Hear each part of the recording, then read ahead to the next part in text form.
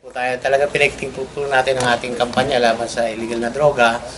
Ang ginawa po natin, lahat po ng barangays po natin within the City of Manila ay hiningi po natin ang kanilang tulong upang po ibigay lahat po ng listahan ng drug pushers and users po sa kanya-kanyang barangay. Sa ngayon po ay nakuha na po natin ang mga listahan. Ang problema po, yung iba pong barangay officials natin ay hindi po nagbigay ng listahan. Sa reason po na sabi nila ay for security reason, or meron pa pong nagsabi na baka hindi na sila ma-elect this coming barangay election.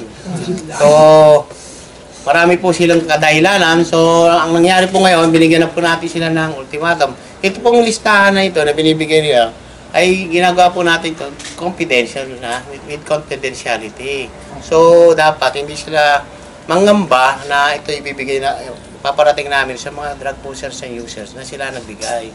So, sa ngayon po, binigyan po namin sila ng advice na kung sakali pong hindi po sila makipag-cooperate, eh, maaari po namin silang ilagay sa listahan ng mga drug protectors at drug cuddlers sa kanya-kanyang barangay.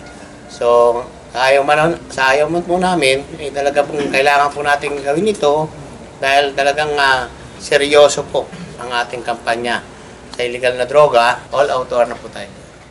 Sinabi po kasi kanina ni Colonel Pedroso, may mga barangay na hindi nakikipag-cooperate sa pulis sa pagsumpo sa droga. Ano pong gagawin natin sa mga barangay na ito?